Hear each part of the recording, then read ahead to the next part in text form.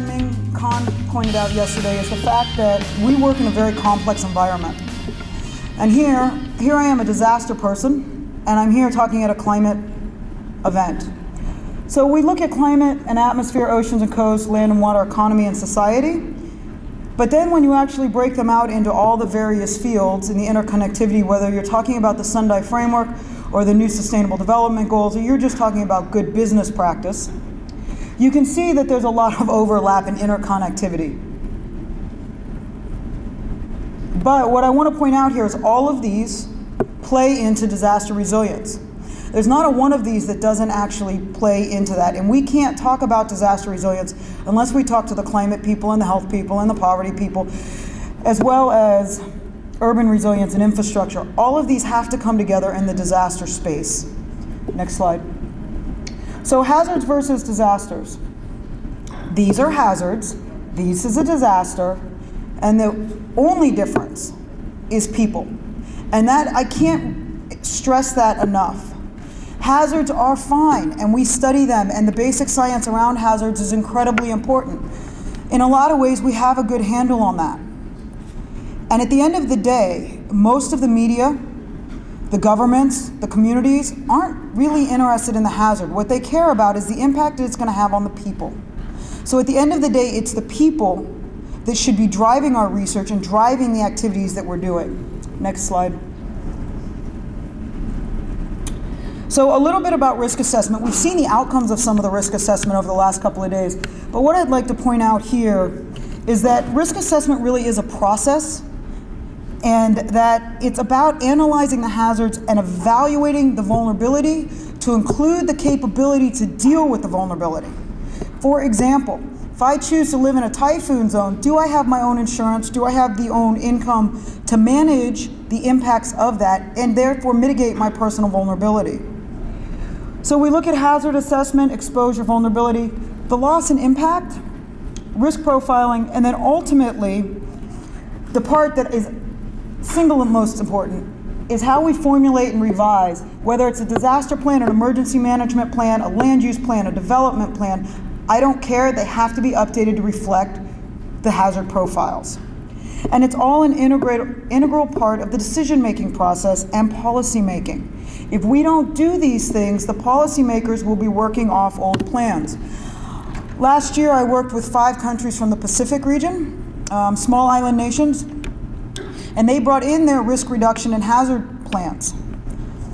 They looked really interesting. Some of them, I'll talk about Tonga's a little bit later, but I will pick on Vanuatu a bit because I had to review their plan. It was 15 years old. Thank you. Even in a country like Vanuatu, their risk and vulnerabilities have changed over the last 15 years. These plans have to stay updated and they have to stay accurate. And that has to be a collaboration. So the basic components, this breaks it out a bit more, but what I want to point out is that some of these pieces are more useful in practice than in science. So for example, you have things like the maps for the hazards.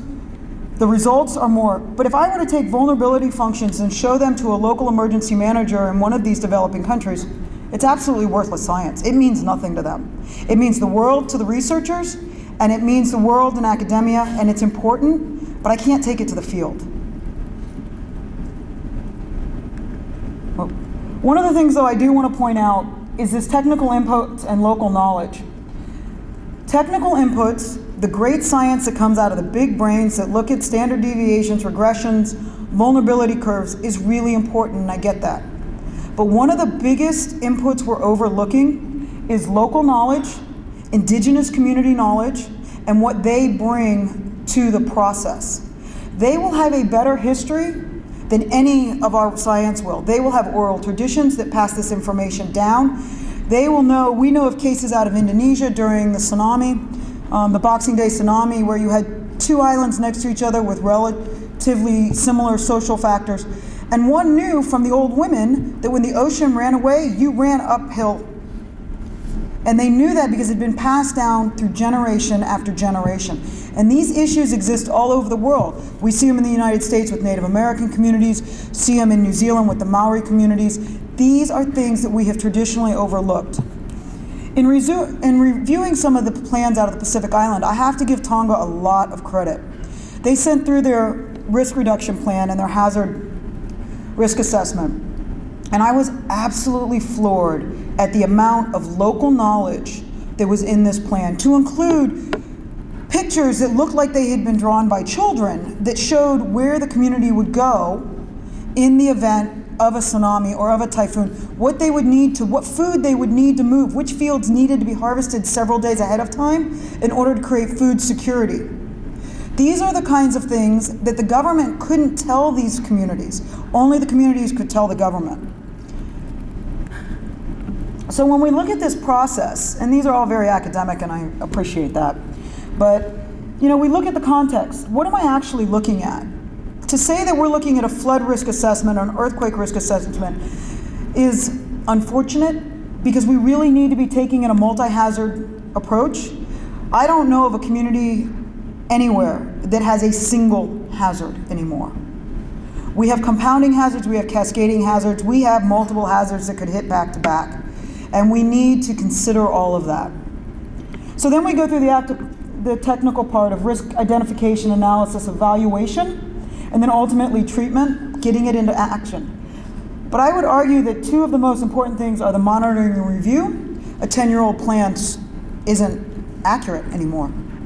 We saw this in the US when they brought in the Disaster Mitigation Act of 2000, and it was mentioned earlier about state plans. Those plans actually have been downscaled to community and city level, and they have a mandate that they be updated every 3 to 5 years.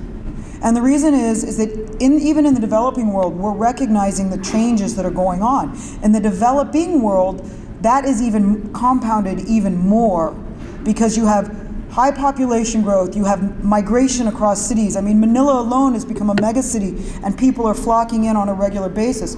Look at Beijing or Shanghai, and it's astronomical. Beijing is sitting around 24 million people. That's 5 times the entire population of New Zealand in one city.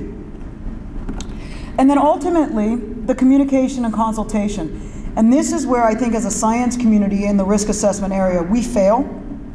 We don't do this well, we don't communicate well, and we don't do consultations well with stakeholders. We've seen some excellent examples today, but I would offer that those are not the norm, unfortunately. I wish they were. So who is your stakeholder? How many cooks have you got in your kitchen? How many people are contributing to your risk assessment? This is just the icing on your cake. This is just the start of who should be contributing to this. Government agencies, always, but it's not just your emergency management folks or your Department of Water and Hydrology or your forestry department. It needs to be all of these. Indonesia has over 30 departments and ministries that will be contributing to their plans. 30, and that's just at the federal level, at the national level. Regional, and regional we can mean regional as in a series of provinces or areas within a country, but regional as in APEC or ASEAN. There's information from all of these groups that can contribute to this process. Community members, leaders, and organizations. One of the most powerful groups I've ever worked with was a women's group in West Africa. They knew what was going on better than anybody. And so you have to engage with these groups, invite them, make them feel welcome, know that their voice will be heard. Academia, research, and scientists, obviously, they bring key science to this. They also bring a lot of the technology. They bring the satellite imagery, that type of thing. Non-governmental organizations, both national and international. This ties back to some of the regional networks. And it's important that when you're setting these things up that it feeds into the international, as with Sendai. These countries are often now accountable to the international community for what they're doing. If a country has agreed to the Sendai framework, they actually have to report out on what they're doing to deal with the risk and the hazards and how they're managing those assessments. Businesses and private sector. A community is about not only the people, but how they make their living. If the local businesses, especially the small and medium businesses, are not part of this process, you can see whole communities disappear after disaster. Certain events have been seen in El Salvador and here in Asia to send a country's development back 25 years. And I would argue that one of the biggest reasons is we're not taking into account the socioeconomics and the business practices. So whether it's an individual business continuity or hazard plan for a large manufacturing company, or whether it's a mom and pop shop that gets to contribute to the wider community, these are important. These are the outlets where you can start to bring in supplies again. You know, your building supplies companies, those are owned locally often, and they need support so that they can sustain and be open, so when homes need to be rebuilt, things can be bought locally. It speeds up recovery. It creates less psychosocial damage for the communities, all of which is important. The media. The media. They need to be your friend. They can be challenging. I've had incidences where I've been asked questions and I go, yeah, I can't answer that. Not appropriate for me for political reasons to answer that. But you need to work with them. They need to understand the science. And for them to understand the science and understand the risk assessments, you need to work with them before the events. And then other stakeholders. This is just some of them. In any one community, your list of stakeholders can be significantly larger. And you would break all of these down into a much more detailed account. One of the things we fail in risk assessment, though, is we often consider it a disaster issue or a climate change issue, and it's not. It's a resilience issue, it's a development issue. It's an issue that needs to include the 10-year development plan or the urban development plan or the land use planning for that community. We cannot do these in silos anymore. So how do we actually integrate these risk assessments? So this is actually the whole cycle. So if we look and we evaluate the risk, do we accept the risk? And this is something we'll talk about a bit more in a moment. If yes, then we monitor and review it. If we know that that risk is acceptable, that's okay. That is okay. But if it's not, then we have to identify ways to prevent and mitigate the risk. And ultimately, that can be incorporated into all of these. This graphic for me is struggling because in some ways it is all downscaled like this, but I would argue that some of your best linkages to prevent and mitigate risk is actually right down here in the programs and projects and going straight to that. I'm a big fan of the philosophy of if they didn't tell me explicitly I can't do something, then I can always beg for forgiveness later. And that's a lot of innovative new projects come out that way. We're going to try this because it makes good sense. It's good for the community. It protects lives and saves households. So this idea of accepted versus acceptable risk, one of the hardest concepts that I've had to try to convey to people. And this graph, while technical, I think does it well. And the idea that if we're looking at potential loss of life per year versus the number of fatalities due to dam failure, if we're down here, we're pretty good. You know, society's good with that, the individual is good with that. But as you go up, you know, society still considers it acceptable, but the individual may feel that their life is worth more than that. But as a collective, it's okay. It's when we start to get over here, when society starts to find things unacceptable. That's when it makes the news. That's when, as scientists and risk assessment folks, we start to get into trouble. We saw this in Italy with some of the seismologists not conveying risk properly, ended up on trial and convicted of manslaughter, although it was later overturned, thankfully. But this is why in this day and age, making sure that we get the science right and that it's acceptable is important. So what is acceptable versus unacceptable? And is there something in between? And I think that's the real question, is where is the balance between this? It's never black and white, it's in a gray. So when you're doing an integrated risk assessment, and I'm trying to bring together not only the natural science of the seismology or the hydrology, but I'm also trying to bring together the issues around social vulnerabilities or economic vulnerability. What does that mean? So it's often used in balancing risk and benefits, does not adequately convey the reluctance with which possibly sustainable risk and benefits may be tolerated. I used to live in Florida, which is a huge hurricane zone, as many of you know. My level of acceptable risk would have been very different than my 80-year-old neighbor. Her level of acceptable risk was quite different because she had mobility issues, she had medical issues. She was going to evacuate as soon as we saw a storm on the horizon. As an emergency manager, I didn't get to leave. So my level of risk and what I was willing to prepare for and deal with are very different. And we need to acknowledge that, and when we're doing risk assessments, this idea of what is acceptable is going to differ depending on who your stakeholder is and who your audience is. So individuals will be prepared to tolerate some risk that would otherwise be unacceptable in return for specific benefits. If you choose to live in an earthquake zone and you can afford earthquake insurance, does that form make that risk acceptable?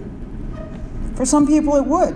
For others, no, they won't. They would find somewhere else to live, they would change their job, and they would move. These are the things you have to look at. But you also have to understand the psychosocial impacts. And we've seen this in Christchurch. We saw it in New Orleans after Katrina. And I suspect here in the Philippines and places like Bohol after both the earthquake and Typhoon Haiyan, you've seen the psychological impacts that these types of events have over time, where it compounds itself event after event after event.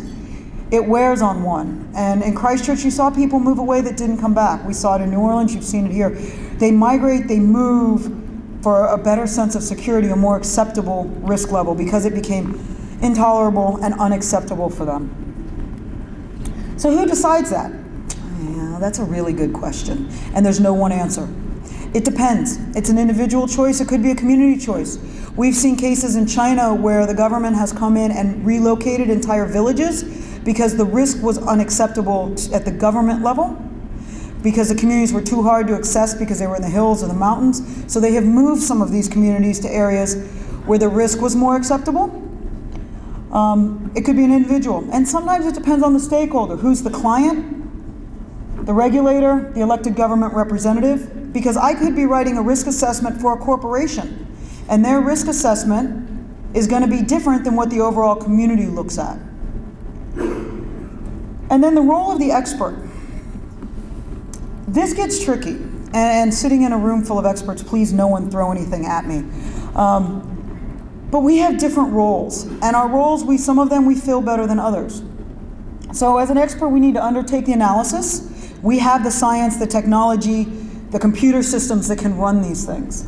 We need to provide guidance, which means we need to be able to interpret this in a language that they can understand.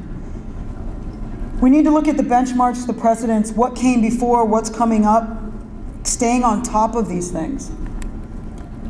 So the role of the risk scientist, estimating risk, we've talked about this. In an integrated fashion, are you looking at multiple hazards, or are you strictly doing a hydrology assessment? You got to make the science understandable, folks. I can't reiterate how much that is. We saw in New Zealand recently, they had a tsunami warning based after the Chile earthquake that came in. The warnings went out locally, and once they called off the warnings, there was an article that came out on the GNS website, which is the geological group, saying that no one listened to the warnings, and why was that? I went back and read the warnings. I'm pretty tsunami savvy. Yeah, the messaging was bad. You couldn't understand it, it was too technical. It talked about all these things that the basic homeowner just wants to know, that there's water coming and I need to get out, and how dangerous it can be.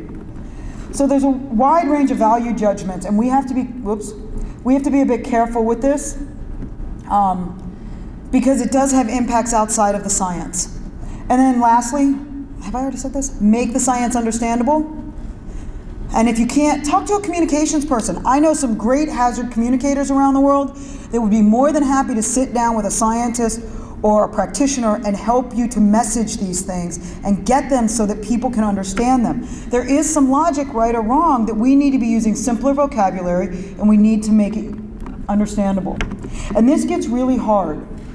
So when we start looking at what the hazard types are and the exposure and vulnerability, and we start looking at some of the different competencies, this is some hardcore science, and fully acknowledge that. And then when you look at alone, all the different kinds of people, where I've got to get a lawyer that can sit down and talk to an engineer, who can sit down and talk to a climatologist or a meteorologist, and all be on the same page, that in itself is work, and that's before you factor in the stakeholders outside of the science community. So keep that in mind. You know, we've given social science a bit of lip service, we've had some questions about it. And one of the things that I would offer is that in a research standpoint, we say that we're doing integrated research. When you hand a research product to a social scientist at the end of the research, that's not integrated research. They need to be there from the very beginning. They need to be there when you're writing a grant. And if you're a social scientist, the flip of that applies. You need to be bringing in the hydrologist or the seismologist or the climatologist when you're writing the funding application and you're developing these things. It's hard. It makes publishing a bit more challenging, but I would offer that a lot of the research funding agencies out there are doing integrated calls now. I'm getting called regularly to review some of these things. Some of the big journals where I recognize that academics and researchers need to publish are looking at integrated research these days. They are. And if they're not, talk to some folks. We're happy to send them very nasty letters to tell them they should be. But we need to be looking at this in a much more integrated fashion because none of this operates on its own anymore. Understandable. How many people in this room know what this shows? Anybody? Yeah, welcome to my world. I can't tell you how many of these we see. This is building performance and building construction performance in an earthquake. And I've sat through so many, and if a scientist were to bring this out to one of my governments that I work with, what am I supposed to do with this, folks? This makes great sense to the people who in the science community, but put this on a PowerPoint in the field, it's worthless. Doesn't matter how good the science is and how much you think it shows and how well you think you can explain this, and it's not. Something like this might be a bit more useful. And in some ways this is incredibly simplified, but it does. It shows what's the likelihood. You know, we talk about the 100-year flood or the 50-year flood or the 500-year floodplain.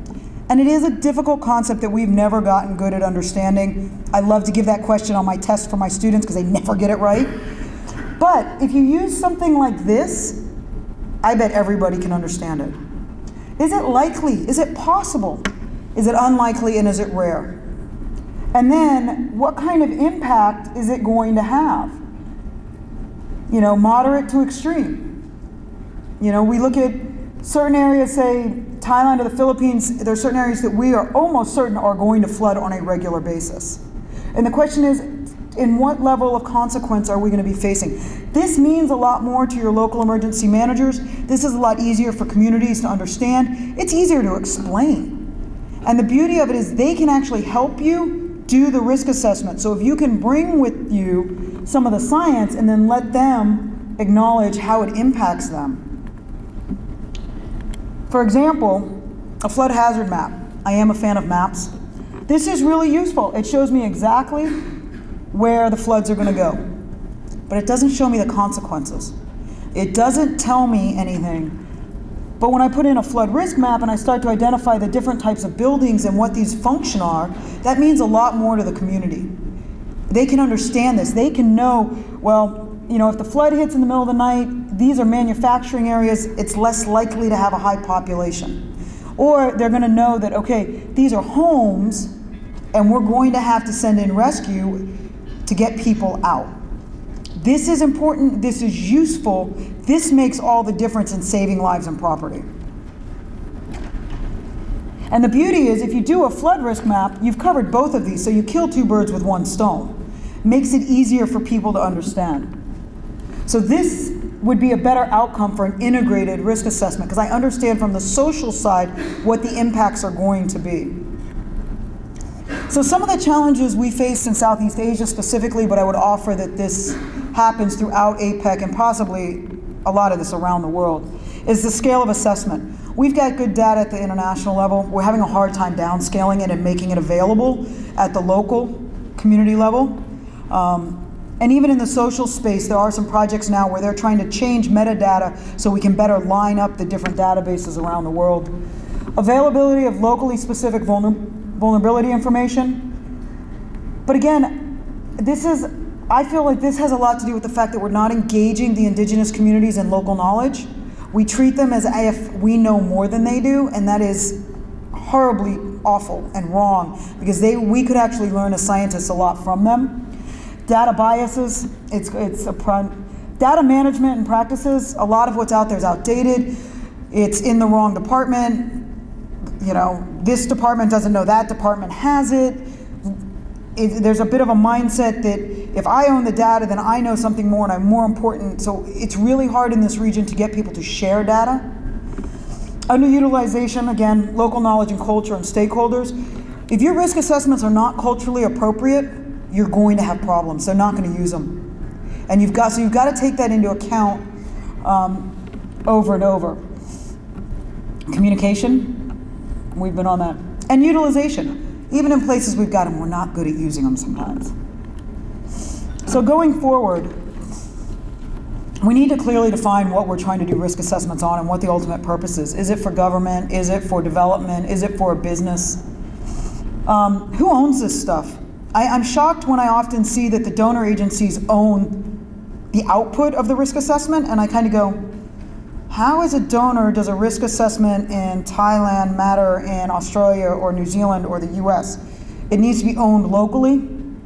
Cultivate and promote the generation and use of open data, open data, open data, open data. Better communication of risk information has got to be a priority.